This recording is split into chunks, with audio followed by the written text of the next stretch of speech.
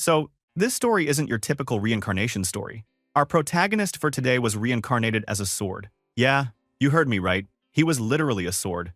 This wasn't just some regular blade either. Our hero was a super old, magical sword who had watched the world change for centuries. It had seen a bunch of owners become legends, so you could say this sword had some insane stories. The best one? That was when the sword met its close buddy, Leon Burke. This dude was just a nobody, from some nowhere village. But once he got the sword, the two of them started wrecking monsters everywhere they went. They wandered all over, fought side by side, and did things nobody else could even dream about. But then came the big boss fight. One day, while they were climbing some snowy mountains with blizzards all around, our hero and his comrade found themselves in front of a massive black dragon. The comrade was exhausted but still looked ready to throw down. The dragon was not messing around either. It gathered a ton of energy in its mouth, looking like it was about to blow them away. Just as the dragon fired off a deadly attack, the sword lit up with a blue light that wrapped around Leon Burke. Instead of running, he just smiled like a madman, called the sword his friend, and told it to help him launch this final move. So, together, they rushed in, and the sword slammed a huge hit into the dragon. He jumped high, finished with a dramatic strike, and they actually took the dragon down for good. Absolute legends, bro! When they finally defeated the white dragon of the Frost Mountains, Leon Burke became king. As for our MC, the sword, it got the title Dragon Slayer. Pretty awesome, right? But before he died, he told the sword, which he called Gruhorn, to watch over his family. So, the sword went into a deep sleep, just chilling for a long time as it got passed down from one generation to the next. Then one day, our hero woke up because someone was shaking it like crazy and making a ton of noise. He was seriously pissed and wondered who the hell dared to be so rude. Turns out, it was some angry-looking young dude yelling that he was the new swordmaster. The guards started calling this guy Prince, and one knight tried to stop him, begging him to put the sword back, because only the king could touch it. But the prince just attacked the knight. Our sword was not impressed, thinking this boy looked and acted like a pig. This prince was yelling that there was nothing in the kingdom he couldn't touch, acting all high and mighty. The sword, now super annoyed, decided to check out this punk with its special appraisal skill. It found out the guy was Adrian Leon Burke. So yeah, he was from Leon Burke's family. But our poor sword was beyond disappointed. This kid Adrian was just a lazy, fat, talentless brat. Still, the prince tried to act like a big deal. He struggled to even lift the sword, but kept thinking that if he owned it, nobody could ignore him anymore. Our sword was just roasting him inside its mind, calling him a ridiculous fool. Then the kid held up the sword, called it the Great Dragon Slayer, and demanded its power. The sword was like, "Why would I ever help a loser like you?" Now, Adrian started waving the sword around like an idiot, yelling its name, while everyone else freaked out. The guards and maids begged him to stop. Drawing swords in the palace was a big no-no. But this guy ignored them and threatened anyone who tried to tell him what to do. He was sure that if he got the sword's power, everyone else would mean nothing. So, he tried to swing the sword as hard as he could. Then, out of nowhere, he just froze. The look on his face was pure confusion. Turns out, our genius prince had stabbed himself by accident while waving the sword around. Bro, that was next level dumb. The whole room went silent. One maid just gasped, and everyone stared in horror as the prince fell, bleeding everywhere. Guards freaked out, shouted his name, and called for the royal doctor. The sword was like, wait, did that idiot just stab himself? But then something weird happened. Gruhorn's own vision started to fade, and for the first time ever, our hero felt like it might pass out. Wild, right? So, who was Prince Adrian? Basically, he was the worst. He got nothing from his royal family except being arrogant. He was greedy, lazy, dumb, and everyone called him a pig. This was the guy who was supposed to inherit the throne, and people basically thought he was a disaster waiting to happen. But after he stabbed himself, which was honestly his own fault, and nearly died, things started to change. Then, people in the palace noticed he acted different. He stopped flipping tables, didn't call his weird friends anymore, and nobody saw him acting up. Some thought maybe he was embarrassed or scared, but most figured he'd go back to his old ways soon. But here's the crazy part. He wasn't even in there anymore. The sword's own mind had taken over his body after that accident. Our hero was in total shock, trying to figure out what had just happened, especially after causing the death of Leon Burke's descendant. While the sword, now in Adrian's body, was still trying to get it together, some servant ran in and said the king was coming, so the prince had to get ready. But inside, the sword was just annoyed, thinking the king only bothered to show up now, when he didn't even visit while Adrian was dying. One maid warned him to be careful what he said, since the nights were close by. It looked like things were about to get even more insane for our poor MC. So, the story picked back up with a super proper, white-haired guy walking in. This dude looked like he was born to be important, and right away, he started scolding our boy for acting all moody, even though he just survived almost dying. The white-haired man let the maid leave, saying the king basically expected nothing from the prince anyway. Ouch, that one stung. And our hero, which now stuck in Adrian's body, started wondering who this old man even was. The guy turned back and reminded the prince that they had a master-student thing going on, and asked if he was just going to pretend not to know him. That's when it clicked for our MC. This must be the pig's teacher. Nice. Another adult to deal with. Playing it cool. Well, trying. Our MC said his memory was kind of fuzzy, and he couldn't remember the teacher very well. The teacher looked seriously shocked, like he just saw a talking duck or something. But then there was a big announcement. The king was coming. Our MC figured, alright, this must be the father. When the king showed up, our hero was actually impressed. The guy looked like a real king, not some washed-up old dude. Turns out, the royal lion blood still meant something after all. Of course, the king just stared at his son with a cold look and pointed out that the prince didn't even bother to greet him. The king said it looked like almost dying, hadn't changed a thing about the boy. The teacher jumped in, probably desperate to save the day, and explained that the prince's memory was all messed up. Instantly, everyone started acting shocked, talking about how the doctor needed to check this out, and asked why nobody told the royal physician yet. So, the doctor got called over and checked out the prince, who was lying there in bed. The doc said he didn't see anything weird with the prince's body. He guessed the memory loss was just because of some trauma, and would probably go away. The king repeated the doctor's words, but he kept looking at his son with this cold stare, which totally made our MC sweat. Was the king onto him? Did he know this wasn't his real son? But nope, he just started mocking the whole memory loss thing, saying it was a super convenient excuse. Then he hit his son with a tough question, demanding if that meant all his old crimes were magically gone, like they never happened. Bro, this was rough. But he wasn't done. He explained, all angry, that people should make mistakes and learn from them. That's how you grow up.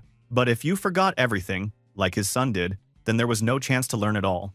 He said as long as things kept going like this, the prince would never move forward. The teacher tried to calm the king, but our MC could tell there was some deep hate in that room. Our hero realized he was in major trouble. Forget being treated like royalty, he'd be lucky if they treated him like a person at all. Then, he started getting angry, thinking about what in the world the old prince had done to make his dad hate him so much. But his thoughts got cut off when a woman's voice called him by a different name, Ian.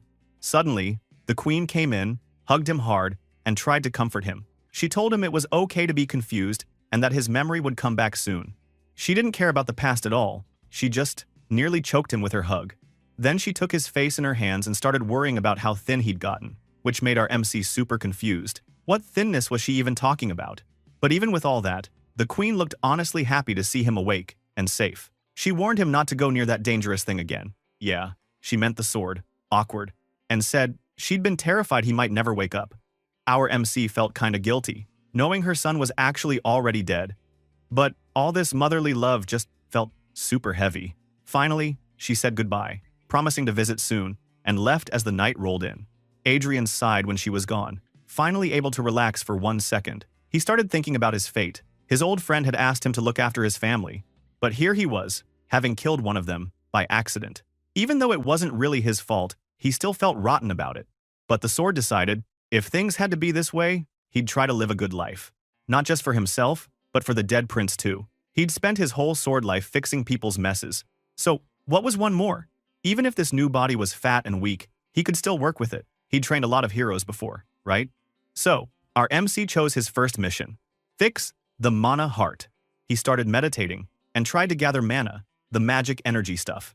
A blue glow started to appear around him. But then, bam, something felt off. The energy wasn't getting absorbed at all. He kept trying, over and over, pushing as hard as he could.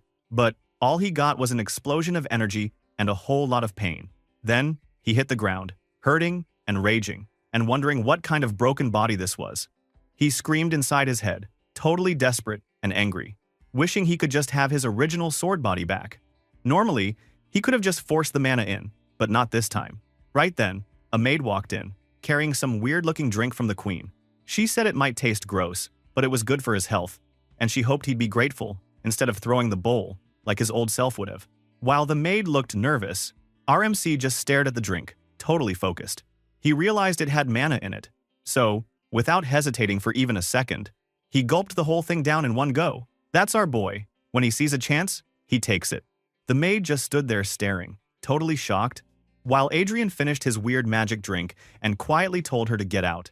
She didn't waste a second. She ran off right away. The poor guy sighed and decided to try his luck again. He closed his eyes, trying to grab onto the mana from that drink. This time, yeah, it actually worked. The energy came when he called it. But there was a problem. He only got a tiny bit, and if he waited too long, it would just fade away like smoke. Not good enough. So, what did our hero do? He called the maid back in and straight up asked if she had any more of those drinks. This routine went on for a few days.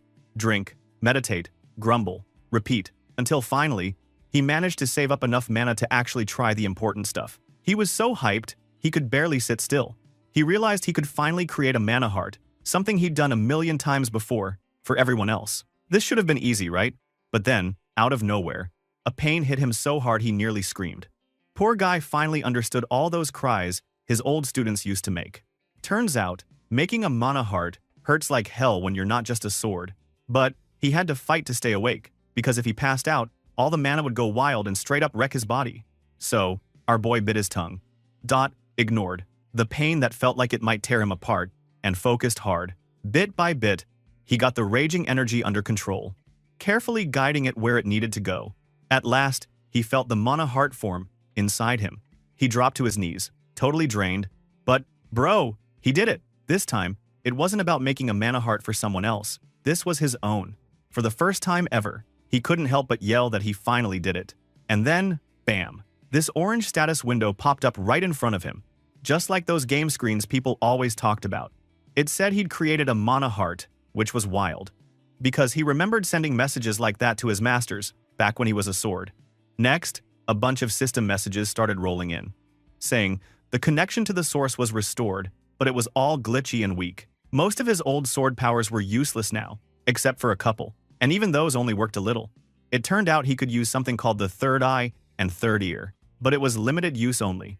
Not exactly the upgrade he was hoping for. Now, he tried out his new skills by looking out the window. Dude, his eyesight was insane. Way sharper than before. And, when he focused, he could totally hear the maid whispering outside his door, clear as day. That was awesome. Until his head suddenly felt like someone smashed it with a hammer. New messages popped up, saying he'd used all his mana, and his powers got shut off. He grabbed his head, feeling super dizzy, and realized what limited use really meant. He was nowhere near as cool as he used to be as a sword. Now, he could only pull in a tiny bit of mana, just enough to snoop on people or see a bit better. Tough luck, buddy. But he didn't let it get him down. He told himself that once he got more mana, things would change. Right then, his stomach started rumbling like an angry beast. Our MC was starving. Priorities, dude. He called for the servants right away. For now, he decided, he just had to get used to this whole human body thing. A few days later, the queen dropped by again. She was beaming. All proud, because he'd apparently been drinking every single dose of her medicine. She said it meant he finally learned how to take care of himself. Along with her came a new guy, the queen's brother, which meant this was our MC's uncle now. The queen asked if her son remembered the man. And our hero, still faking it, told her he had no clue. She explained to her brother that the memory loss was real, so she wanted his help. Then, his uncle gave our MC a serious look and said that, at the end of the day, he was still his sister's kid. But he didn't sound happy about it, at all. He even teased the queen, saying she was acting like her son had lost some kind of awesome past, when, actually, his past kind of sucked. It was pretty clear this uncle wasn't a fan. Then he talked straight to our protagonist, making it super clear he was only going to help him lose some weight, nothing more. He told him to forget about any other help or crazy ideas, and the queen jumped in, acting really humble, saying she was thankful for even that much. The uncle told her not to forget that feeling, like he knew she might try to ask for more later. Suddenly, he kicked our MC so hard that he went flying to the ground.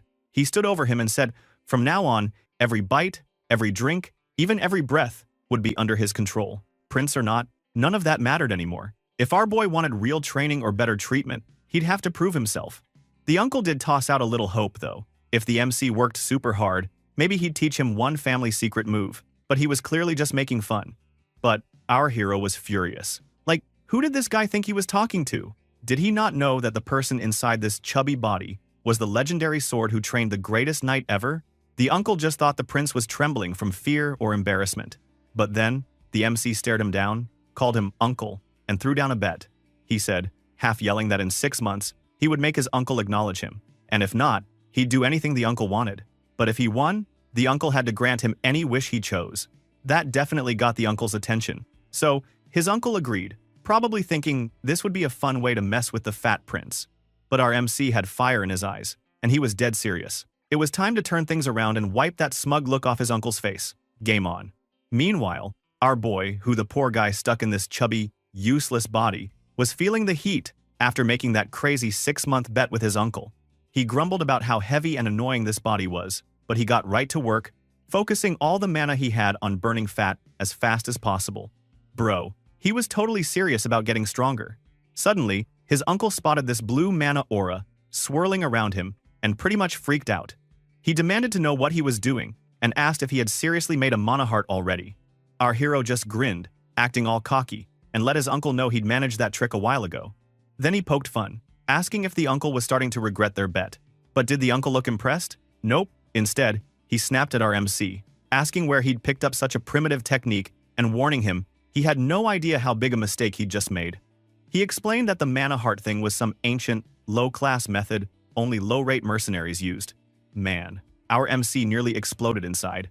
He simply could not believe what he was hearing. The sword guy turned prince started freaking out. All this time, he thought making a mana heart was top-tier stuff, but now his uncle was calling it trash? He asked what his uncle meant, totally confused. That's when the uncle decided to show off. He told our MC to pay close attention, then started doing his own thing.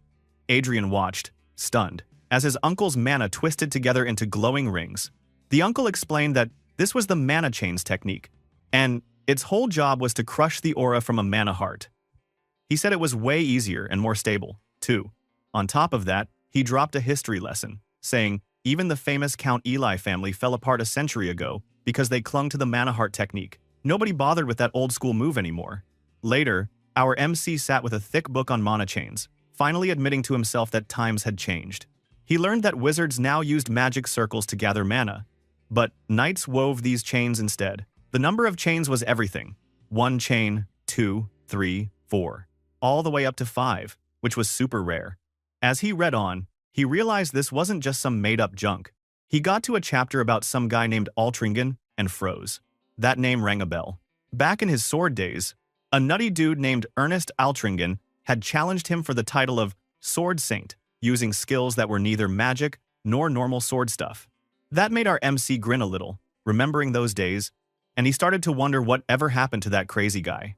The next day, while he was out there sweating hard in training, his uncle marched over and asked if he'd finished the book. His uncle made sure to remind him how dumb his choice had been. But our MC just shot back with a cocky smile, saying he didn't regret anything, not even a little bit.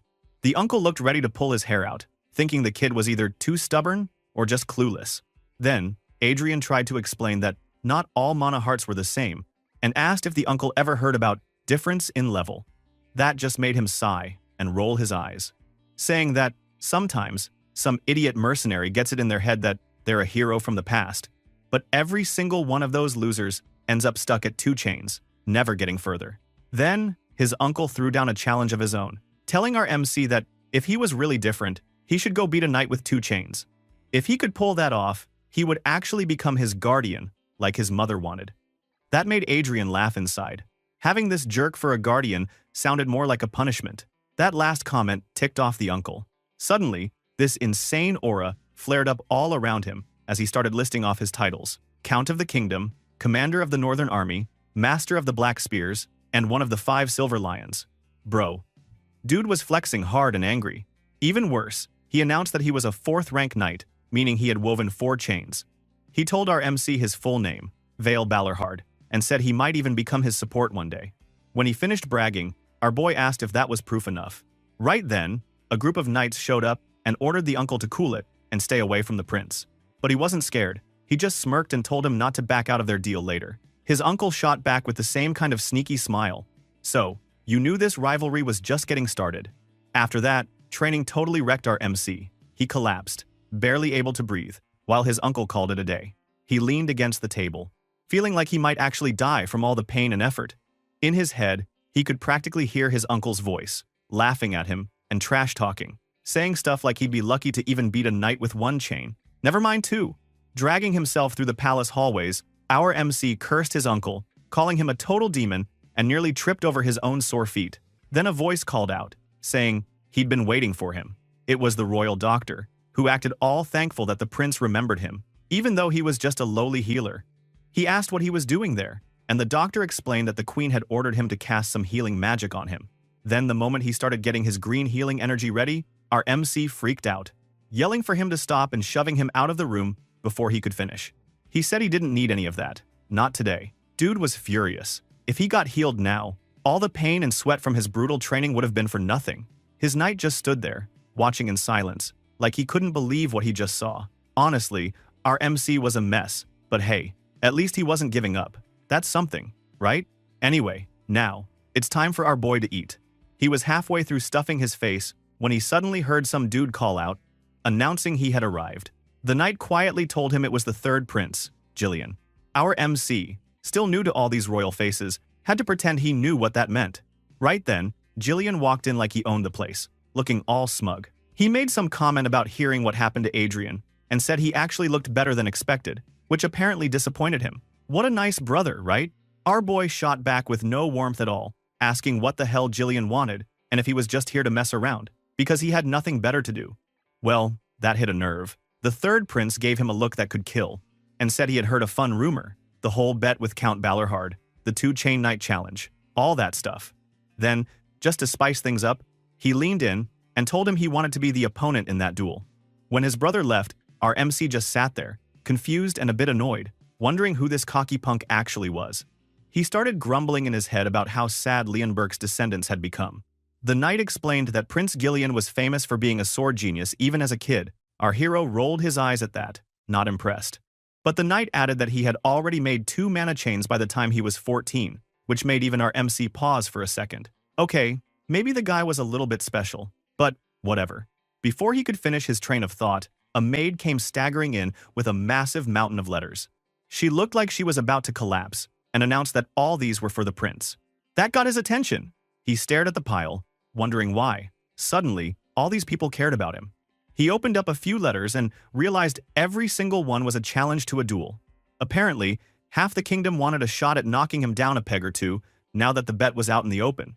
But our hero just grinned. He saw right away this could actually work in his favor. He called the maid over and calmly told her to write down every single name that sent him a letter. Dude was already planning something sneaky, classic move. Later that day, he ended up back in the training yard with his demon uncle. His uncle tossed a wooden sword onto the ground and ordered him to pick it up, saying he needed to learn the basics before their bet would count for real. Apparently, the uncle didn't want to hear any whining later about losing due to not knowing the basics. Our MC bent down to grab the sword, grumbling inside about how his uncle could have just handed it over like a normal person. The second he picked it up, a bolt of pain shot through his body, and he let out a scream. Those muscles were still screaming from yesterday. Uncle Bill stopped him fast, looking surprised, and asked if he really hadn't gotten any healing magic. The MC shot back that, as a knight, his uncle should know why. Then our boy explained that healing magic just resets tired muscles, never letting them grow stronger. And the uncle actually approved of that, but just nodded in silence. But his uncle was done talking about healing. He told the prince to pay attention, because he was about to show a move, and he wasn't going to repeat it. Suddenly, the guy was surrounded by a wild, swirling mana aura as he got ready to demonstrate the kingdom's special training sword style, the move every knight started with. Then, he blasted through a set of lightning-fast moves, swinging the sword like it was a real blade and leaving deep marks all over the ground. Adrian just stood there, with his jaw on the floor, watching a so-called basic sword style that looked insane. Once it was over, he asked if that nutty dance was really just beginner stuff. His uncle said the training sword didn't even have a sharp edge, but it was perfect for learning. Then, just to be a jerk, he said that with the MC's total lack of talent, this was probably the best he could hope for. Instead of getting mad, our boy just started laughing loud, hiding his face. He remembered the old days, when his hero buddy Leonberg used that same technique, the Dragon Slayer style, to literally kill a black dragon. Now it was just the baby course for royal knights. Times really do change, huh? He wondered out loud how such a legendary technique could end up as the basic warm-up for kids. The uncle just shrugged and said these basics were not going to win the bet, so maybe he should ask the queen for a better teacher. But our MC said absolutely not. He declared that he was going to win with this style alone. No other sword moves for him. His uncle just rolled his eyes but let it go. Then, our boy gripped the sword so hard, his knuckles turned white. While he tried to swing it around, he thought about why the Dragon Slayer style had fallen so far. He had to admit, it kinda made sense. Without the real dragon slaying will, and now that everyone had forgotten how to breathe life into their sword, it was only natural for the technique to turn into some cheap knockoff. He tried to pull off one of the moves, but failed so hard it was almost funny. Uncle Bill was right there to scold him, saying not to use just his arms, but his stomach too. Then, to make things worse, he added that the legs were important too. Of course, when our MC tried that, he collapsed on the spot, totally wiped out. The uncle barked that you had to use your whole body if you wanted to do a real sword move. Now, our poor protagonist had to admit, the uncle was right. Even though his body was still weak and couldn't even fake the Dragon Slayer style properly, he swore he'd prove it wasn't just some old school garbage. And so, the days went by, 1, 2, a whole week, while our MC trained like a maniac, never giving up for a second. Bro, this was only the beginning. So, after a whole month of non-stop training and deep meditation, some serious changes started showing up for our hero. One morning, a system window suddenly popped up right in front of his eyes. It told him his condition had changed. He was no longer stuck at morbid obesity. Now he was just regular obesity. Still fat, but dude, that was progress. And you could see his body was burning way more energy than before. Even better, all that awkward, clumsy movement was gone. He finally felt his body working together smoothly. So, every exercise he did actually started to pay off. Not only that, but all that grinding with mana finally paid off too. The annoying trait called mana sensitivity disorder finally vanished, replaced by normal mana sensitivity. Now, every day, he swung his sword more, like a real knight. Week by week, his strength just got better, and his eyes were basically on fire with focus. While he was deep in the zone, training like a maniac, he didn't even notice someone yelling for him to stop. It took his uncle's furious shout to snap him back. When he finally snapped out of it, he was standing in the training yard at night, pouring rain, his hands bleeding all over his broken wooden sword, and his uncle glaring at him like he was insane. In the background, a wooden pole he'd been beating on was still smoking from a lightning strike. No joke. Sparks were flying and everything. Seeing that, his uncle looked like he was about to explode. He grabbed our boy with a death grip and called him an idiot, yelling about how stupid it was to train in the rain. He warned that if the prince had been holding a real sword, he'd be fried by lightning right now, and all that would be left was a crispy royal. Bro, our MC just stared at his bloody hand in shock, while another system message popped up, telling him he had just snapped out of some ultra-focused state, and that his body wasn't going to forget that wild feeling. He had even unlocked a new trait, supernatural focus. Sweet, but honestly, that almost got him killed. The prince laughed weakly, thinking if he ever got that focused again, he might actually die for real, thanks to some random lightning bolt. Then, his knight ran up, worried out of his mind, while the uncle half supported, half scolded him. Uncle Bill just shook his head and called him the most stubborn kid he'd ever seen. And bro, he was right. Next thing he knew, our protagonist woke up in his bed, holding his head and feeling like he'd been run over. He wondered if he'd really blacked out this time. For a second, he remembered his old life, back when he was a legendary sword, always helping heroes win battles, leading armies, and teaching people how to be legends. He was always right there, but never the main player. Now, as Adrian, he finally got to feel what it was like to work for something himself. Every drop of sweat, every bruise, was his own, not just some memory in a blade. But damn, he had to admit, this body had limits, and if he kept pushing so hard, he'd break down before he even got to his first real fight. So, our MC decided he needed to find some kind of balance. He couldn't just rely on his old sword spirit anymore. He actually had to take care of this weak human body. After a month of grinding with the mana heart, he finally felt ready to level up. The system window came back, dropping good news. He had pushed his mana up to a new level, and his body could now handle even more. As his mana heart got bigger, his stamina went up too. Then, after another round of tough training, his body changed again, and a wild, fierce look appeared on his face. Now, feeling like a total boss, the prince finished his latest body pumping session and announced to himself that he was finally done. He looked over at the sword resting nearby, ready to give it a try. The second he grabbed it, another system window showed up, telling him he'd hit the sword apprentice level. When he swung it, a blue aura shimmered around the blade. Hell yeah! He finally unlocked the basic aura. He stared at his reflection in the glowing steel, thinking that with this power, maybe he'd finally reach the level he needed. Later on, out in the training yard, Uncle Bill showed up looking annoyed. He told him that rumors about their bet were spreading everywhere, and now it was a major pain for him. Apparently, everybody in the whole kingdom was talking about their challenge.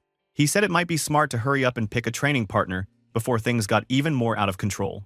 Our MC just grinned and said he already knew who his opponent was going to be. His little brother, Gillian. But he also explained to his uncle that he wasn't crazy enough to fight a two-chain knight as his first test. No way. He wanted to duel the one-chain guys first, warm up a bit, and the uncle agreed that was actually a solid plan. After that, he called for his personal knight, Cars, and asked if he'd finish the job. Cars confirmed he had already written down all the names from the duel letters, but he looked nervous as hell and asked if the prince was really planning to fight all of those people. The MC shot him a look and wanted to know if that was a problem. He said that most of these dudes probably hated the prince's guts and would try to hurt him if they got the chance, even if it was just supposed to be a friendly match. The MC just smiled, cool as ever, and said that was exactly why he wanted his uncle, as the referee, to make sure nobody died by accident. He asked his uncle if he could at least handle that much.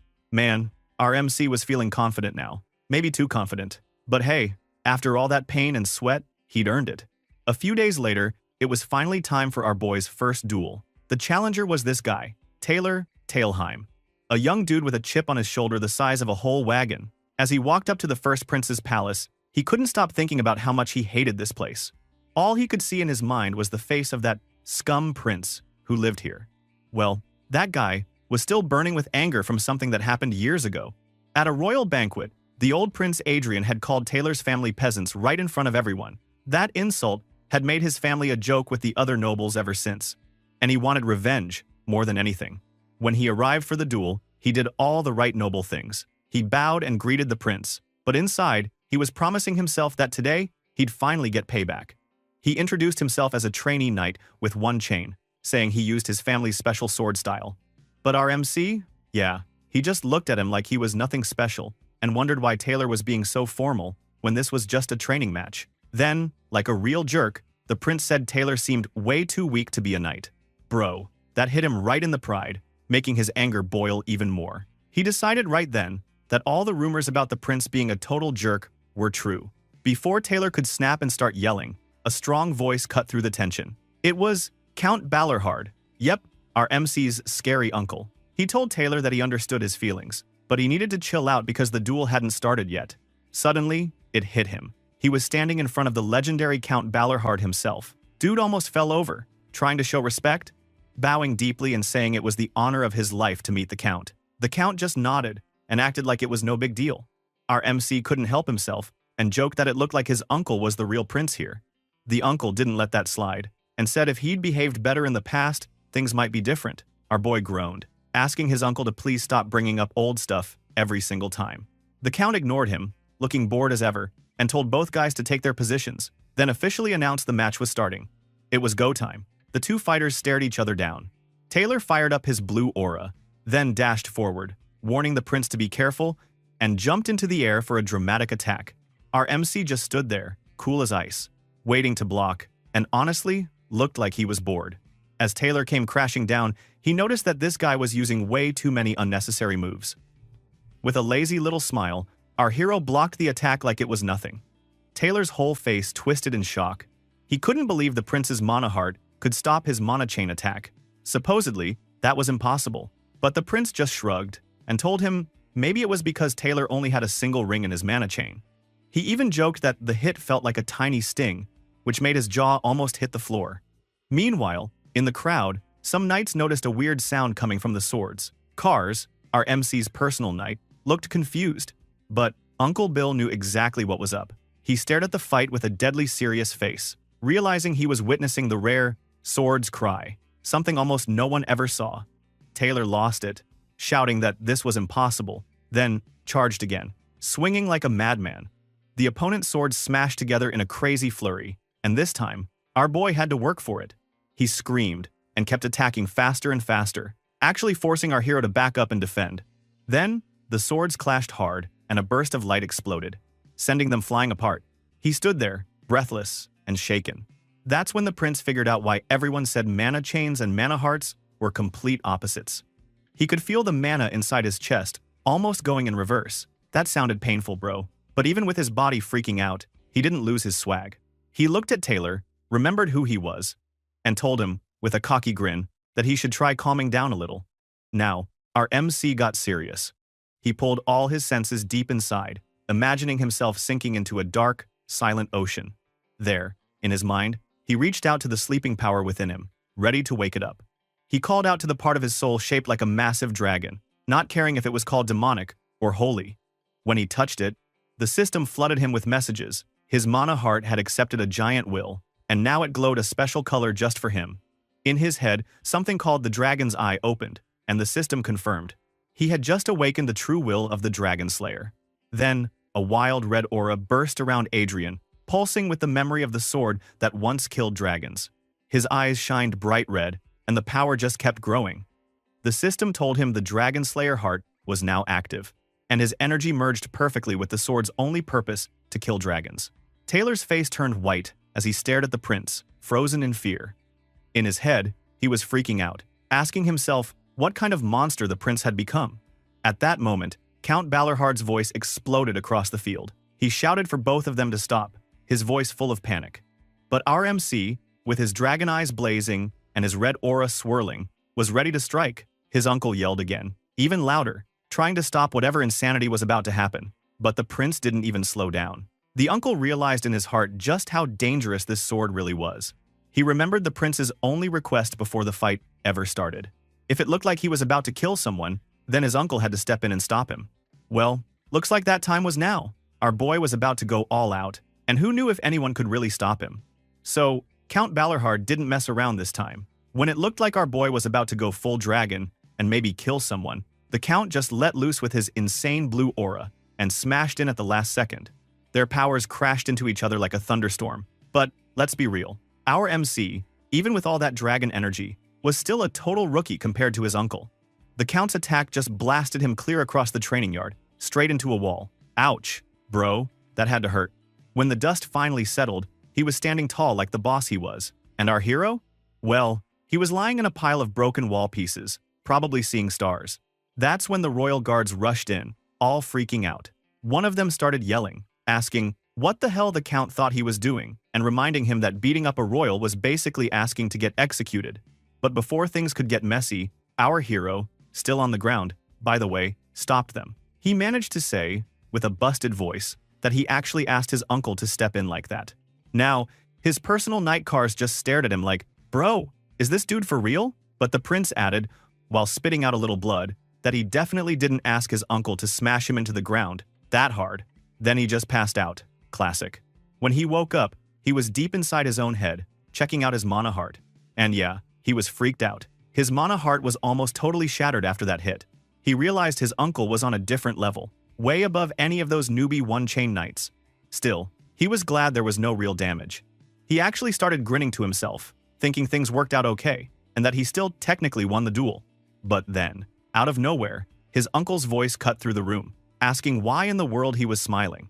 Our boy was surprised to see the Count there already, but the Count didn't waste any time. He wanted to know what the MC was thinking, and he started chewing him out for using that messed up, greepy sword technique. His uncle said he never taught him anything like that.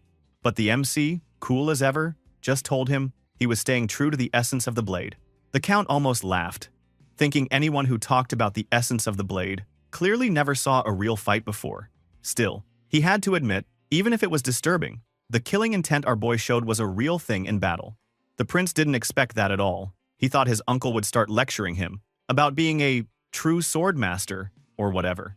But instead, the Count gave a little smile and explained he wasn't a knight at all.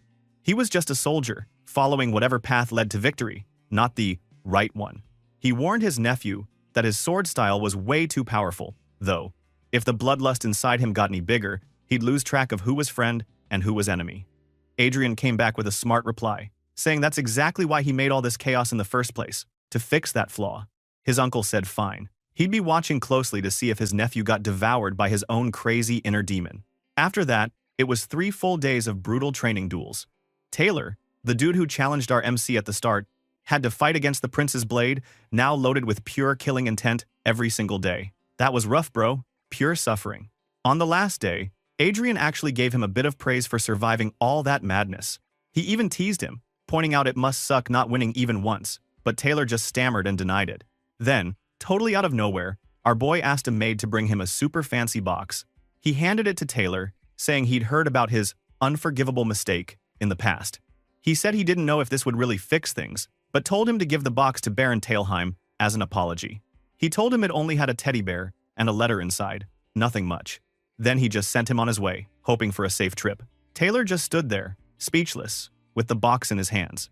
Even though our boy didn't actually have to clean up after the old crazy prince who ruined Taylor's life, but he felt like it was only fair to pay people for their troubles. That was his logic. Taylor must have felt it too, because he shouted his thanks as he left. Now, the whole kingdom was buzzing about the prince's duels. Everyone said the prince was so arrogant, he'd dig his own grave and finally get what he deserved. People waited for the scandal to explode, but days went by and nothing happened. No crazy drama. Instead, all the guys the MC defeated started defending him, saying it was all just a misunderstanding and he wasn't actually a jerk. Even worse for the haters, they said they saw his true self during those duels. The nobles totally lost it. They were sure the royal palace must have forced these guys to stay quiet, maybe even threatened them. When our MC heard that rumor, he slammed his fist on the table and started yelling that nobody silenced his opponents. They just stayed quiet because they were too embarrassed to admit he beat them. He started roasting the other nobles, calling them useless and pathetic. Of course, that's when his uncle walked by and joked that Adrian was the last person who should talk about being useless. But here's the real truth. Our hero was actually times everyone he beat to go around and tell everyone he won. He thought that would make people calm down, but all it did was create a new rumor. People said he was threatening his opponents to lie about the fights. After all that chaos, the MC just gave up on trying to control the rumors.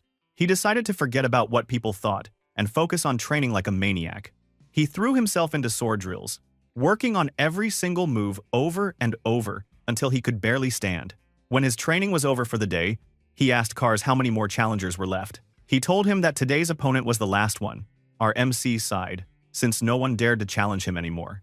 But Cars said he didn't have to worry, because this last challenger was the real deal. A female knight, not just someone who learned her family's arts, but a true fighter who'd trained with a knight squad to get even stronger. Looked like this was going to be a real test. Let's see if our boy was finally ready for a real challenge. So, the last opponent was Erin Kieran, a trainee from the famous Iron Lion Knight Squad. The gate guards checked her armor and saw the Iron Lion badge, so they knew she was the real deal. People called her things like Flower on the Cliff and the Rose with Thorns, and everyone said she broke all the guys' hearts. The guards just stared, blown away by how pretty she was, and whispered to each other that it was crazy for a woman like her to come all alone. They guessed the only reason she'd be here was because the first prince must have some serious pull. A few even joked how awesome it would be to see her beat the prince in front of everyone. For real, her squad was top tier, and she already had a spot as an official knight lined up. But our boy was confused. Why would a knight this good want to fight him? His knight explained that there'd been a little drama in the past, which probably meant the old prince had started something dumb. So, he called over a maid and asked what the hell he'd done before. The maid got all nervous and admitted that he'd insulted Erin. The MC just groaned and held his head, already annoyed at whatever mess the old version of himself had made. Then a memory hit him, a flash from the past. The old prince, looking smug, had walked up to Erin and tried to tell her she should be his personal maid. Talk about cringe. She shut him down right away, reminding him that the Knight Squad didn't belong to him or his family. That pissed off old prince so much, he called her ugly. Yikes. Talk about being a jerk. After remembering all this, our hero just shook his head. He figured it was just another pathetic pickup attempt from a guy who had no clue. But honestly, he was still confused. There was no way anyone could actually call her ugly. So, he wondered if there was more to the story than he knew. Meanwhile, Erin gave him a super formal greeting and said he hadn't changed at all. The MC thought to himself, if she really believed that, she was way off. He'd changed so much. It was insane. But when he looked in her eyes, he got the feeling she was never going to forgive him for what the old prince did. Just then, Uncle Bill arrived and spotted Erin right away. She stepped forward and introduced herself properly as a trainee knight from Iron Lion Squad. The Count didn't even look at our boy. He just warned her to be careful, saying the prince's sword was super poisonous. Bro, talk about bias. Our MC was seriously annoyed that the so-called referee was already rooting against him. But of course, his uncle ignored him completely and told both fighters to get ready. As soon as the duel started, things got real. The MC was feeling good, ready to see what this hotshot knight could do, but Erin didn't waste a second. She launched a crazy fast attack, blue aura flaring everywhere. Adrian watched her moves like a true expert, totally impressed, but still managed to block her first strike like it was nothing. They went at it. Her sword was fierce, but our hero kept up. Even though their mana energies started clashing and messing with his body, their swords slammed together over and over, so fast the crowd could barely keep up. Then he realized she was getting sucked into his rhythm, even though she was pushing hard, so he figured that tactic was done. Right then, the system in his head blasted a new alert. His Dragon Slayer heart kicked in. Red aura exploded around him, and Erin looked totally freaked out by the power coming off him. Their swords met again, and the whole place shook with a blast of red energy. She had to jump back, fighting to keep her balance, and she stared at the MC in shock, trying to figure out what kind of monster she was fighting. Our MC, though, was thinking to himself that not all single chain knights were trash, and Erin was definitely in another league. Suddenly, his eye glowed, and he got a system pop-up, saying he could use something called Authority of Judgment, just for a bit. Right away, he could see a full info window about her. Her skills, talents, even her personality. He spat on the ground, realizing this power only worked if his enemy was weaker or just as strong as him. He decided that was enough, playing around, and told everyone the real duel was starting now. Then, charged at Erin with everything he had. Now, they fought like maniacs, neither one giving up until the sun started to set, and both of them were gasping for air. At that point, Uncle Bill finally jumped in and called it. He ended the duel for the day and told them to rest up for round 2 tomorrow. Our boy cursed, saying he was about to win. But Erin just shot back that she was about to finish things herself. They just glared at each other, both refusing to back down until Uncle Bill snapped and told them to quit it and go get healed. The royal doctor ran over and used magic to patch up the MC's bruises, while another healer helped Erin. As he left, she was silent, but our MC watched her go, knowing she was already planning her comeback. Then, the duel kept going across 3 days, with no winner in sight. Watching knights were freaking out. They knew Erin was awesome, but they never expected the prince to be just as tough. Some of them even started hoping today would finally be the end of this insane match. Right before their next fight, our MC stopped Erin with a big grin and said he had something to say first. She just gave him a cold look, thinking he was about to apologize at the worst possible time, and told him straight up she wasn't interested in hearing any apology. But he didn't waste any time. He looked right at her and said he understood why she wanted to get her pride back with her own strength. But he told her his reason for fighting was different. Since things were already so intense between them, he suggested they make it more interesting. He said there should be a real prize for the winner. And then, out of nowhere, our boy dropped a wild bet. The loser would have to grant the winner one wish, no matter what. He even said he was ready to kneel and apologize if he lost, which made all the other knights lose their minds. The crowd started murmuring that this was super embarrassing for royalty. They demanded that the prince take back what he said, but our MC just told everyone to back off and mind their own business. Then he looked right at Erin and asked what she thought. At first, she tried to play it cool. She said she was a loyal knight and couldn't dare to act so bold. But then, she spun around with this confident grin and said that, if His Highness agreed, she believed she was good enough to win a prize like that. That got a smirk out of our MC, who told her not to back out of this bet later and warned her to be ready, because things were about to get crazy all over again. And man, he wasn't lying. When they started up the duel again, both of them fought with even more fire. But this time, our hero went full beast mode. He looked like he was straight out of a nightmare. Erin was totally stunned. He was way faster and stronger than the day before. She tried to keep up, but it was no use. Behind him, a giant shadow of a red dragon appeared, and he slammed into her with blows. She couldn't stop, smashing the ground and breaking down her defenses over and over. She tried her best, but the dude just wouldn't let up. Finally, our MC rushed in for the last hit. Erin stood her ground, but when the dust settled, she was down on one knee, totally wrecked. You could hear a pin drop.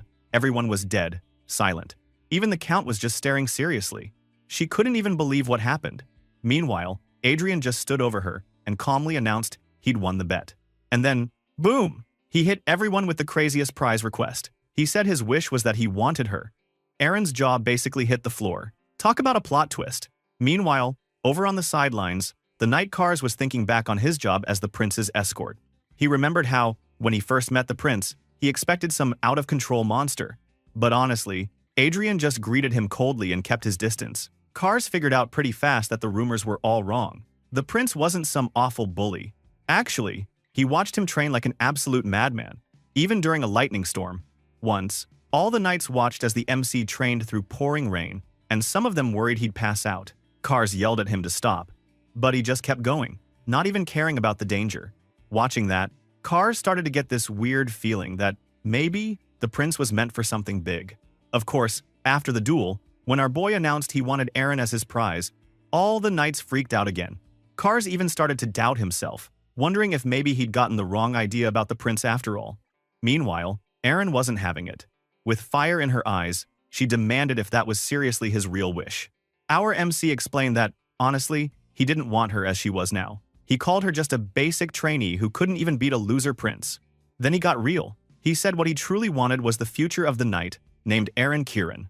He added that he needed a knight who followed him by their own choice, not someone who stayed just because of royal orders. He said he wanted a knight who belonged to him alone. And he saw real sword talent in her. Then he looked her right in the eyes and invited her to become his knight. Then, Aaron got quiet, thinking back on her life. Even though she looked amazing and caught everyone's attention, nobody actually saw her as a real knight. Instead, she had to train harder than anyone. And even after beating all the other trainees, people still just called her pretty or said she needed to be protected. She never felt like a real knight until now. Adrian said he wanted her skill, her potential, not just her face. So, she decided to throw down her own condition. She told him that if he wanted her, he'd have to promise to treat her like a knight, not just a woman. He'd have to promise to treat her like a knight, not just a woman. And if he did, she'd follow him. Well, our prince agreed right away, looking deadly serious, and said he accepted her promise. That's all Aaron needed. She dropped down on one knee and swore her loyalty to Prince Adrian Leonberg, promising her sword and the rest of her life to his service. Kars and Count Ballerhard just watched in silence, probably still trying to process what just happened. As the sun set, their oath was finished. A rising star knight swore herself to the most hated prince around. You better believe this, left all the other nobles fuming and scratching their heads, wondering how the so-called loser prince just stole one of the kingdom's best new knights. And you know those guys are already plotting to ruin this new alliance. Just right then, rumors were flying everywhere now, and people were talking non-stop about our hero and Aaron. Some said they had a secret relationship, and others were whispering that the prince really wanted her as his mistress, but was just hiding it by calling her a knight. When our MC heard all this nonsense, he was so pissed off that he started yelling at himself, wondering how he became such a villain in everyone's eyes. Dude was not happy. He felt like the whole world thought he was the worst kind of scum. While he was fuming, Kars showed up and just stood there, silent. He said he wanted to ask about something the prince said before. Our MC was confused and asked what day he was talking about. Kars reminded him about that time he talked about wanting a knight who served him by choice, not just because of some royal order. Then Adrian finally remembered and answered in a cold voice, saying he really meant it. If the king ordered Kars to go somewhere else, he would leave him in a second, no hesitation. Then, with a sly smirk, our MC added that if the time came, maybe he could swear loyalty to him later. Kars looked at him and asked if the MC would actually accept an oath like that. But our MC just shot him down and said no way, because Kars was boring to train with. Dang, that was savage. That guy was totally confused by that answer. Now, our boy thought to himself that he wasn't even joking about it. But suddenly, an official royal message showed up. It said his confinement period was over, and now he was allowed to attend the big royal banquet. He was seriously puzzled. He wondered if he did something wrong, because they let him out a month and a half early, after locking him up, like they never wanted to see his face again. As he walked with Kars, he said he just didn't get what the king was thinking at all. Kars asked if he was happy about the early release, but our boy just shrugged and said it didn't matter, because even if he left the palace, he had nowhere to go and nobody to visit. Bro, you could feel the loneliness there. Just then, a maid carrying some papers noticed an invitation addressed to Adrian. She apologized for seeing it, but handed it over anyway. He looked it over and wondered what it was about. Turns out, it was an invite to a social club for young nobles. The maid said it was something he used to go to, back when he was a regular member. He asked if it was a weird place, but the maid got a little awkward and said that women didn't really understand the refined pleasures of noble guys. Yeah, that was her way of saying they did shady stuff there. He groaned and realized it was just a party for drinking and flirting. He almost tossed the invitation, planning to skip it and say he was busy training. But then, he spotted the sender's name. Bernardo of the Eli family. That name made him stop. He remembered his uncle telling him the Eli family used to be big on the mana heart technique, but they crashed and burned about 100 years ago. Suddenly, he changed his mind. He decided he had to go and told the maid to start getting things ready. He stared at the invitation, hoping the Eli family wasn't in total ruins now. The dude was actually curious. So, after 4 months, living as the prince, training like crazy, and losing a ton of weight, our boy called in a tailor for some new clothes. He told the tailor exactly what he wanted: black clothes, simple, but still looking royal. The tailor followed every word and couldn't believe how much weight he had lost. The measurements were about half of what they used to be. He told him to work on banquet clothes later, since he was still planning to change even more. He flashed a confident grin and said his size would definitely drop again. A few days after the mourning period ended, he headed to the club in a super fancy carriage. He let out a tired sigh, thinking that being a prince was actually exhausting. All the details, clothes, guards, carriages, were just annoying and made him feel trapped. While he was grumbling, his eyes landed on the maid sitting in front of him, and he noticed an old scar on her neck. The maid admitted she was at fault for that, and said the prince had every right to scold her about it. Our MC realized this body's reputation was still haunting him. People remembered the old prince's arrogant and childish ways, and those bad stories kept spreading. Suddenly, he realized something crazy. He'd seen this maid for months, but still didn't know her name. Then, he asked her name, and she said, a little nervous, that it was Adelia Byron. That surprised him, because the Byron family barely ever showed up in noble records. He never thought he'd hear that name again in a place like this. Then, memories flooded back. He thought about the old days, before kingdoms or cities, when humans were just weak victims, hunted by stronger races. But then, heroes showed up and changed everything. After a long, brutal war, humans became the rulers of the land, and people called those saviors the 5 heroes. One of those heroes was a legendary warrior named Gruhorn. That hero, standing proud, sword in hand, wondered what her own future would look like. Now that the war was finally over, then there was this badass warrior lady, brave as hell, fighting against a whole army of giants. She was thinking about her future after the war, like what would come next for her and her companion. But she didn't let that slow her down. She charged forward, straight at the biggest, scariest giant, Ida, the Giant King. She didn't even blink. She just went and chopped the dude's head clean off. Just like that, the giant's reign of terror ended. People called her the Iron-Blooded Sword and the Marchioness, but her real name was Agnes Byron. So, Agnes stood over the dead king, looking at the rest of the giant army, like they were trash. She yelled at them, calling them thieves and monsters, who only cared about stealing and causing pain.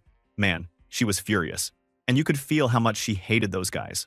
But then, boom, the memory faded, and we were back with our MC, the poor guy trapped in the prince's body. He was disgusted by all that pure rage. Like, just hearing it made him feel dirty inside. He glanced at his maid, Adelia, and honestly had no clue how someone related to a legend like Agnes Byron could end up working as a royal maid. Talk about a fall from greatness. Right then, his moody thoughts got cut off because his knight announced they'd arrived. Adrian kind of dragged himself back to reality, said the timing was just perfect, and got out of the carriage. Before leaving, he told Adelia he wanted to chat later, which freaked her out. She looked super anxious, not knowing what the hell he wanted. When our boy walked inside, some young dude with white hair came running over, grinning like crazy, and calling him Your Highness.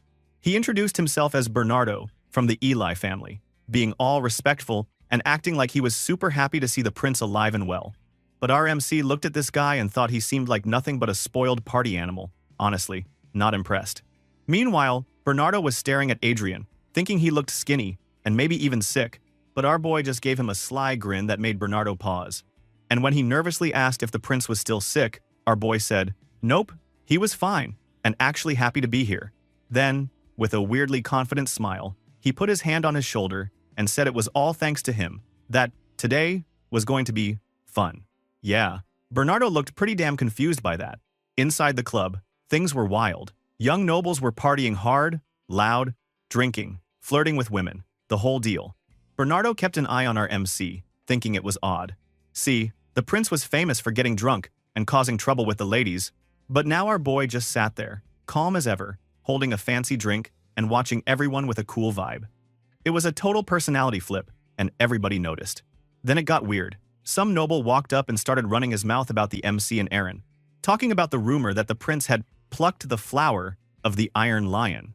The guy whined that he missed his chance, said he wanted her for himself, and then started going off about how hot she was, even in armor, and how he imagined her naked. Man, seriously gross. But our hero wasn't having any of that. He hit the guy with a sharp, "You there?" and then asked if the dude had a little brother or sister at home. The noble got all confused but said, yes, he did. He just stared him down and said, well, that's good. Suddenly, bam. Our MC punched him right in the face, hard enough to send him crashing to the floor, with blood pouring out. The whole room exploded with screaming, especially from the ladies. Everybody was stunned, including Bernardo. Our hero leaned over the bloody noble and, in this icy calm voice, said it was lucky for his family that their line wouldn't die out. Then, just to make sure the lesson stuck, he kicked him while he was down. The club was in total chaos now, everyone freaking out. Standing over him, he gave this chilling look and announced that from now on, the younger brother would be the family heir. And he still wasn't done. He hit the noble with one more brutal punch, just for continuing to insult his nidus.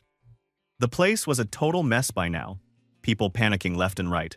He grabbed the guy by the collar, and when the noble shouted, asking why, he told him, listen up, he said, in a voice colder than ice, that he could handle everyone calling him a scoundrel, but he'd never let anyone treat him like one. The nobles around had no idea what that even meant, but you could tell they were terrified.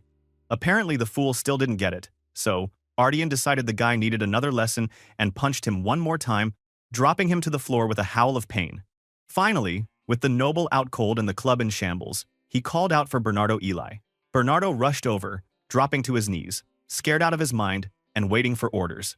Our boy, face still smeared with blood, flashed a twisted smile and reminded him, see, didn't I say today would be fun?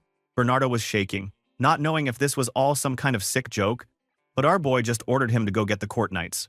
The poor guy didn't even hesitate, he bolted off to do what he was told, leaving our MC standing there, totally calm, in the middle of a room full of panicking nobles and chaos everywhere. Just right then, our boy wiped the blood off his face, like it was nothing, then told all the women in the hall to get out. Some of the nobles started to look confused, maybe even hopeful, but one guy tried to sneak out with the women. He shot him a killer glare and told him only the ladies were leaving. He even grinned and said that the guy could go too if he wanted, but warned him that if he left now, he might walk out as a woman. Bro, that noble freaked out and screamed, clearly remembering how the last loudmouth ended up. Honestly, that was kind of hilarious. Now it was just our prince and the nervous, sweating nobles. He turned to them, laying into them, for not showing the tiniest bit of respect.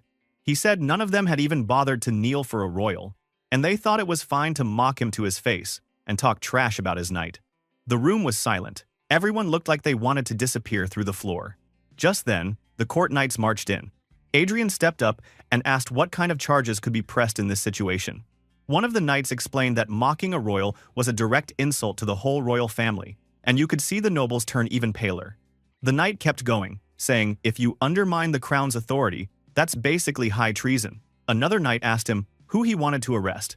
Our MC just gave a slow, scary smile and said, with perfect calm, that he wanted all of them taken down. You should have seen the nobles' faces, bro. Total panic. Later, he got dragged into the throne room. The king was just cold, saying that the prince had already caused chaos right after his punishment was over. The king was pissed, letting him know that 14 young nobles were locked up and that our boy had thrown every possible charge at them, from royal insults to high treason. The king asked if he even understood how big a deal this was, saying, the law demanded serious punishment for calling the knights, but the king also warned that the reaction from all those families could not be ignored. But our hero just gave that famous mocking smile and said maybe the king was worried for nothing. He explained that those 14 guys were losers and outcasts, even in their own families. He said keeping them around would only bring shame, so their families might not even care. Then he dropped a smart idea. The king should send some letters, When the king asked whom to send them to, then he said the answer was obvious. The siblings of the troublemakers. Those brothers and sisters could handle family business way better than the court. The king seemed to get the point and just told everyone to leave. As our MC walked out, he thought to himself that he might have finally shut his dad up for once. Not bad, huh? He was feeling pretty damn proud. Later, Adrian tried to reassure Adelia, who was totally freaking out. He smiled wide and told her she didn't need to worry. He wasn't going to hurt anybody. But she broke down and started crying, asking what she had ever done to deserve all this. Our MC, deep down, figured the old prince must have treated her like garbage. He looked at her and thought about her family. The Byrons weren't even a footnote in the noble records anymore. Their mighty history? Totally erased. Their badass martial arts? Gone. They had no pride left, just a scared descendant working as a maid. Then, out of nowhere, a magic window popped up in his head, showing all of Adelia's stats. Turns out, she was crazy talented at sword fighting and super sensitive to mana. But her traits? Dude, they were nuts. She had Butcher. She loses it at the sight of blood. War lover, obsessed with fighting. Weak-minded, soft-hearted, nurturing, loves taking care of people, and submissive nature, gets real happy serving someone loyal. Our boy was honestly stunned, wondering what it all meant. She could go nuts in a battle, but was also a gentle soul. That's some wild mix, bro. Now, he felt his head spinning. She's got insane talent, but nothing to stop her going crazy. He wondered if he should really let someone like that loose in the world. Still, she was too good to ignore. Then he noticed something useful, the submissive nature part. If she had a real master, she'd be happiest and give her full loyalty. He figured this was the perfect time to use it. Then he turned to her and told her to swear loyalty to him. Poor Adelia looked like she just got hit by lightning and said she didn't get what he meant. Our MC explained he wanted her to be his knight, and he wanted her to swear that right now. She just sank to her knees, begging that it was too much to ask. He reminded her she was the one who called her family worthless before, so he offered to take care of her whole family if she'd swear loyalty and serve him as her master. He figured if she lost control, he'd be the one to keep her in check. Meanwhile, Adelia, still shaking, asked if he really meant what he said about helping her family.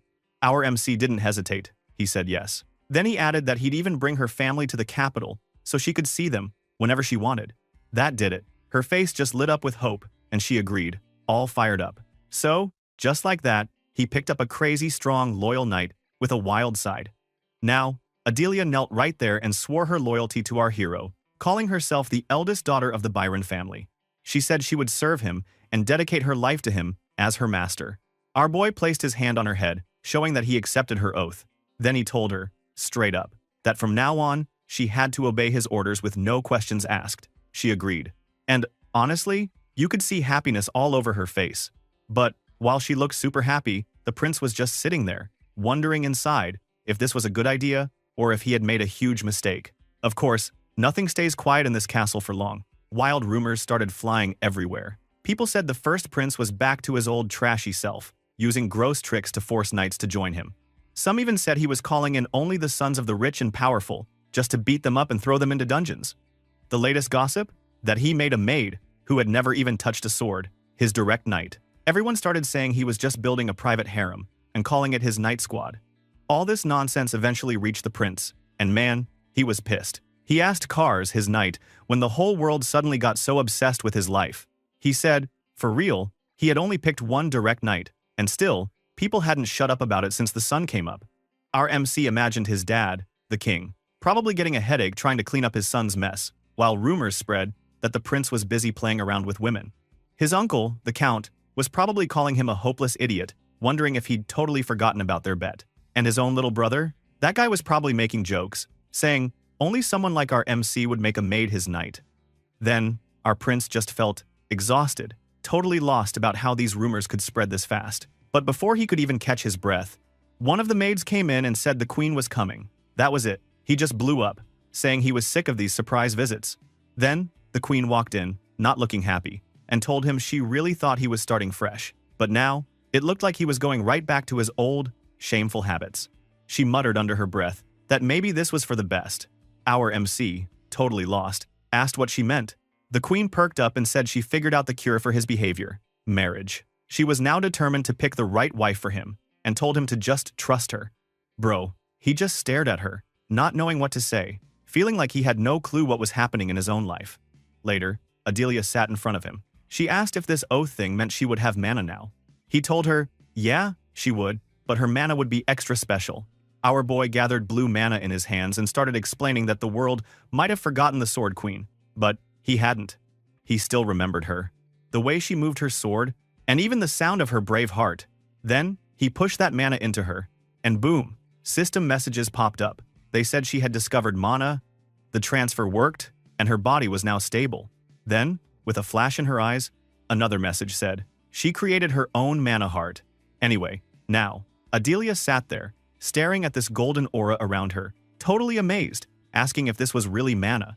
Our MC told her that what she just felt was how you refine the mana heart, and he ordered her to practice it every time she could. But suddenly, he leaned forward. He was exhausted. The girl rushed over, worried, and asked if he was okay. The poor guy was shocked at how tired he'd gotten just from making one mana heart. Still, he told her he was just a little tired, no big deal. She asked why he'd go this far for someone as lowly as her. He didn't want to get into it and ordered her to forget about it and leave.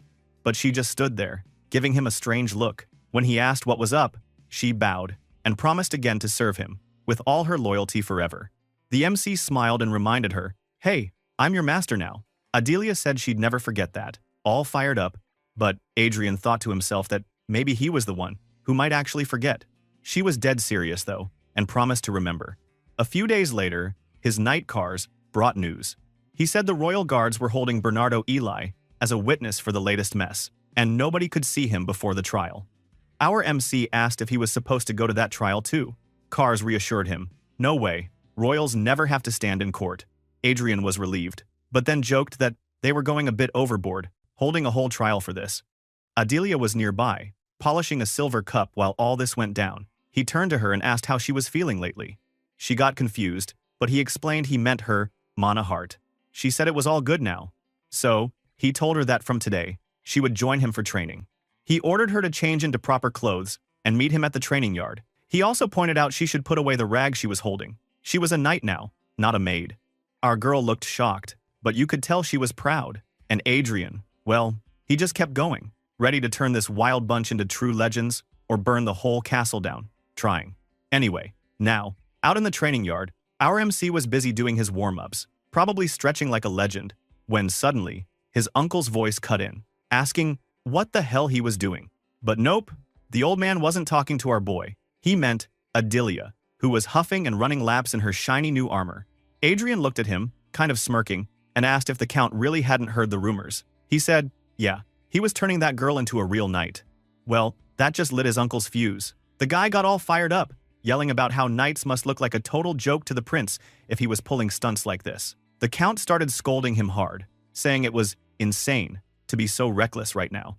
That was it. Our hero snapped and yelled back, demanding to know why his uncle kept butting into his life. He even told the old man that if he hated this so much, why the hell was he even here? Right in the middle of their argument, Adelia came running back, totally out of breath from her 10 laps. She dropped to her knees, apologizing for being the reason they were fighting. But he just told her not to worry about it. There was nothing to regret. Then he handed her a wooden sword and, with this big, confident grin, told her today was her first lesson in basic sword moves. To show her how it was done, he stepped up and did a smooth, powerful sword swing, blue aura swirling around him. He explained she needed to get the stance right first, and then swing it, just like he did. He told her to give it a shot.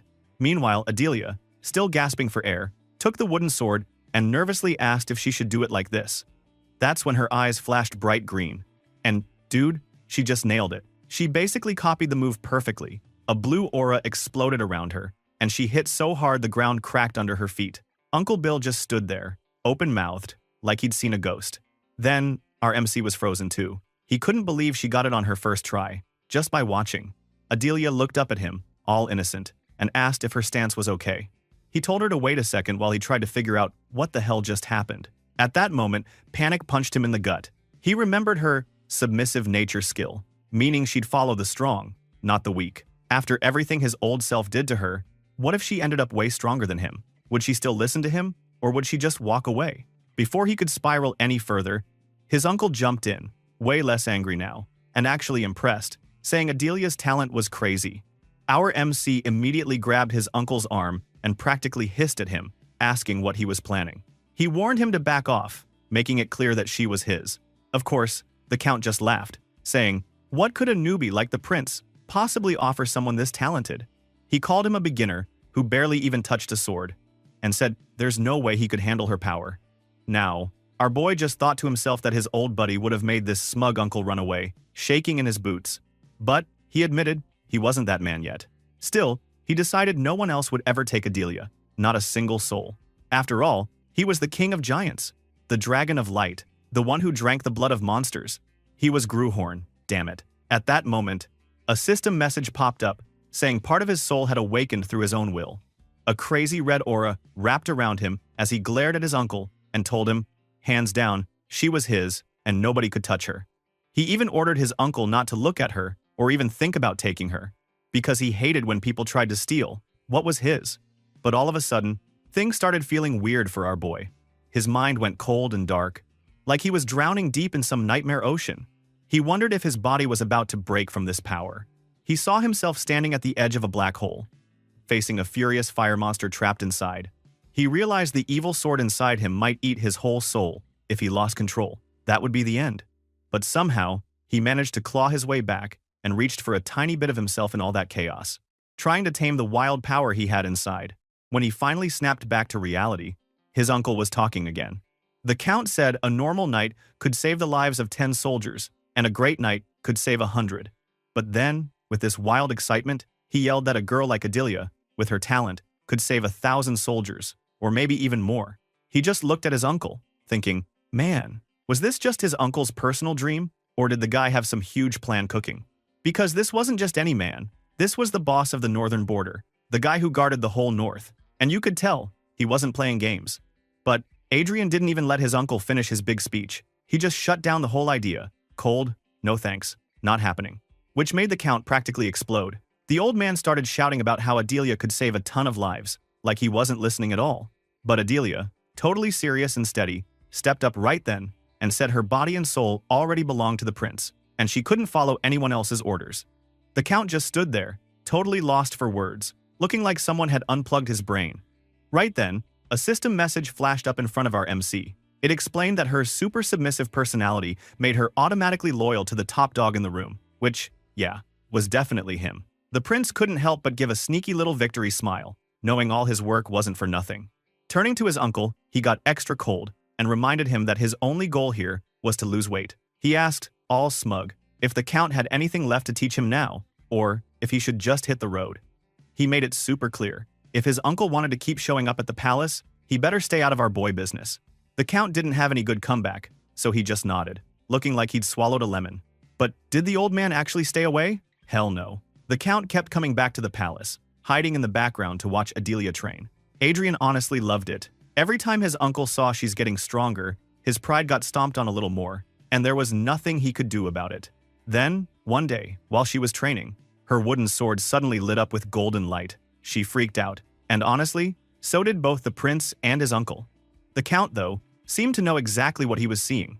Our MC was left wondering if she'd already picked up sword resonance, and he started clapping for her, cheering her on. But deep down, he was seriously worried she might outpace him any day now. Adelia looked super happy. But then, the Count marched over and asked our MC if he was the one who taught her the mana heart trick too. He just shot back that, yeah, he was, and what was the big deal? The Count lost it, yelling about how it was bad enough the prince learned such weak skills, and now he was teaching them to others too? He had enough, and told him to get out. The Count argued back, saying she had endless potential, and the prince was ruining her for good. Finally, he called over his knight, Cars, to throw the Count out. But the old man just grumbled and said he'd leave on his own. After that mess, Adelia got a little nervous and asked the prince if the stuff he was teaching her was really just some dumb trick. But our hero firmly told her no way. It was way more than that. She wanted to know why the Count said those things. So, he explained calmly that his uncle just didn't know the real truth. He said everyone these days had forgotten how strong the old mana heart really was. Otherwise, they would never have tossed it aside like trash. He told her she'd see soon enough just how powerful the mana heart could be. Time passed and training got intense. Adrian started getting better too, blue aura swirling around him while he practiced. Then, surprise, his uncle showed up again. He couldn't help but tease him, saying he thought the old man had finally quit for good. But the Count just challenged him to fight. He said he'd only use one mana ring, and if he could make him take even half a step back, he'd admit defeat. He even promised to grant any wish the prince wanted, even teaching him family secrets. He grinned and said he'd take that deal for now, but he clearly wanted more. Then it was on. Adrian rushed his uncle, going all out, trying to slice his neck. The old man dodged easily, saying that his blade was still as wild as always. But he didn't stop, slamming attack after attack at the Count, his face full of stubborn fire.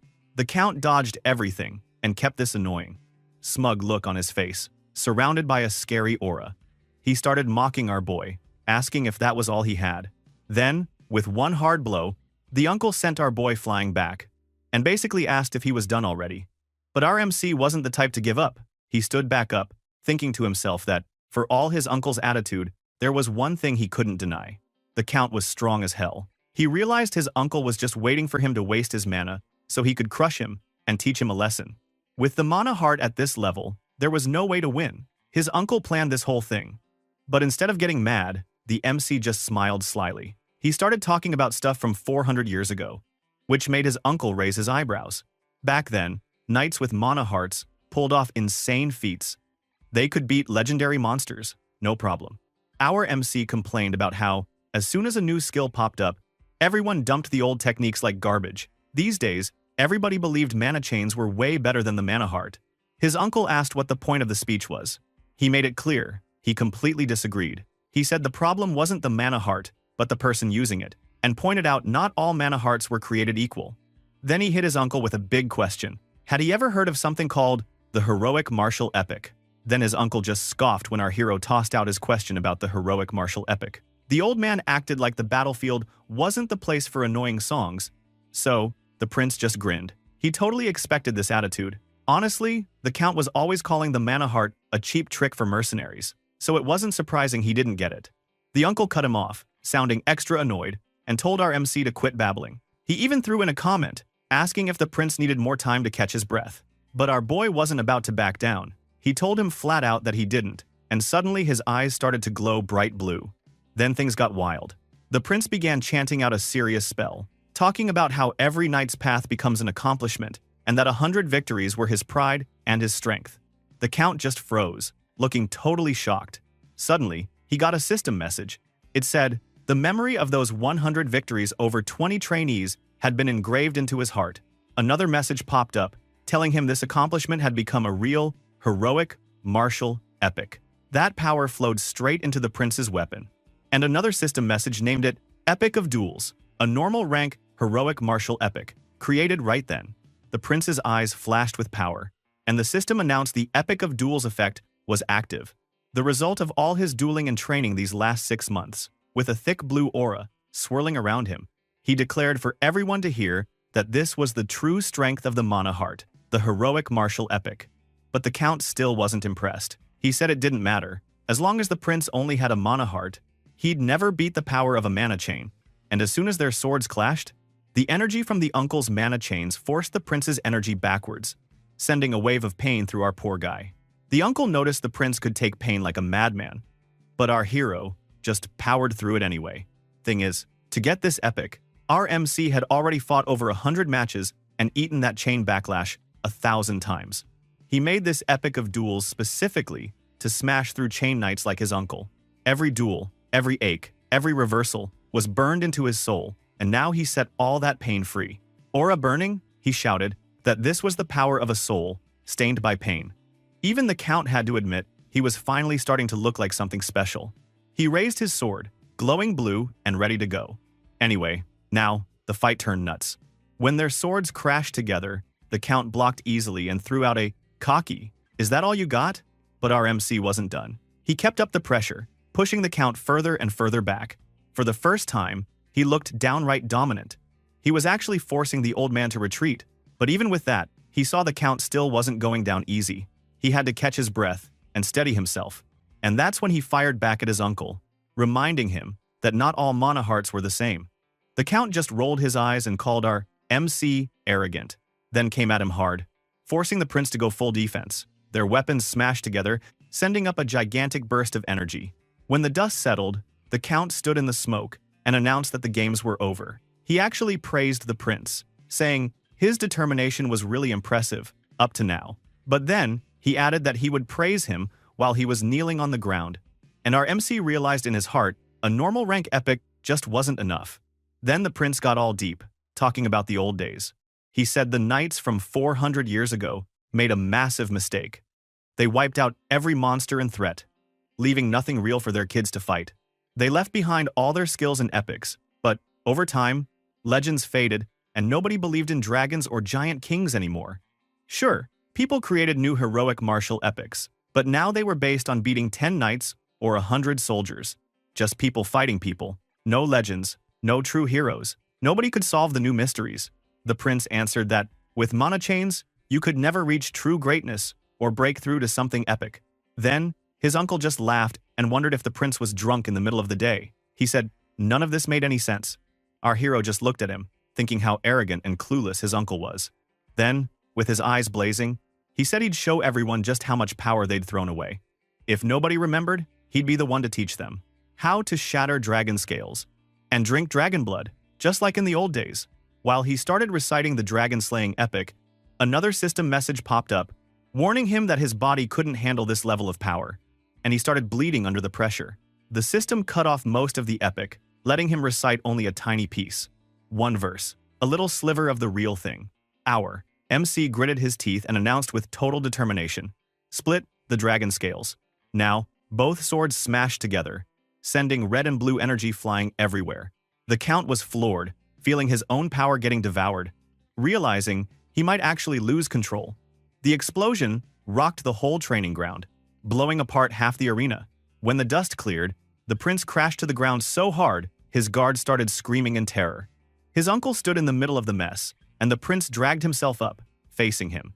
He reminded the Count about the bet to only use one mana ring, but the Count had gone all out, using all four, and still, his wooden sword was snapped in two.